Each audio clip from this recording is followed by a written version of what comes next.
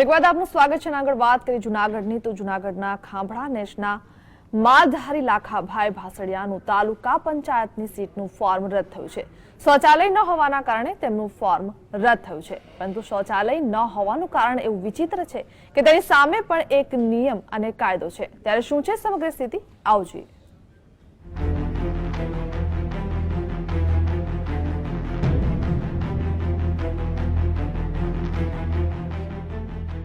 જૂનાગઢ જિલ્લાના વિસાવદર તાલુકામાં કાલાવડ તાલુકા પંચાયતની સીટ પર અનામત એસટી પરથી અપક્ષ ઉમેદવારી કરનાર માલધારી લાખાભાઈ ભાસડિયાને શૌચાલય નડી ગયું.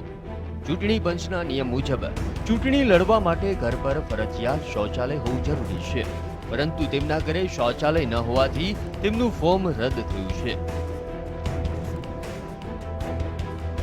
જંગલ વિસ્તારમાં આવેલા ખાંભળા નેશમાં ચારણ માલધારી પરિવારના 100 જેટલા લોકો વસવાટ કરે છે અને તમામ લોકો અનામત એસટીમાં આવે છે.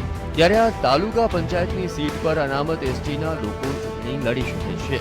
ત્યારે જંગલ વિસ્તારમાં રહેતા માલધારી લાખાભાઈ ભાસડિયાએ અનામત એસટીમાંથી અપક્ષ ઉમેદવારી નોંધાવી હતી, પણ ચકાસણીના દિવસે તેમનું ફોર્મ શૌચાલય ન હોવાના કારણે રદ કરવામાં આવ્યું. જંગલ અભયારણ્યના નિયમ મુજબ પોતે શૌચાલય બનાવી નથી શકતા અને વન વિભાગ મંજૂરી પણ આપતું નથી. ત્યારે ગુજરાત ચૂંટણી પંચના નવા નિયમ મુજબ શૌચાલય જરૂરી છે. ત્યારે આ ઉમેદવારની હાલમાં ફોર્મ રદ થયાની પરિસ્થિતિ આવી છે. વન વિભાગના નિયમ મુજબ જંગલ વિસ્તારમાં શૌચાલય કે અન્ય બાંધકામ થઈ શકે નહીં. ત્યારે જૂનાગઢ, ગીર સોમનાથ અને અમરેલી જિલ્લાના જંગલ વિસ્તારમાં અનેક ચારણ ગઢવી પરિવારો રહે છે અને કોઈને પણ ત્યાં શૌચાલય નથી. ત્યારે પ્રશ્ન એ ઉભો થાય કે ભારતના બંધારણમાં કોઈ પણ નાગરિક પોતાની ઉમેદવારી કરીને ચૂંટણી લડી શકે છે. ત્યારે હવે ચૂંટણી પંચના નિયમ મુજબ જો શૌચાલય ન હોય અને ઉમેદવારી રદ થાય છે, ત્યારે આ પરિસ્થિતિમાં યોગ્ય ન્યાય મળે તેવું લાખાભાઈ ભાસડિયા માંગ કરી રહ્યા છે. ભાવિન ત્રિવેદી, GSTV, જૂનાગઢ.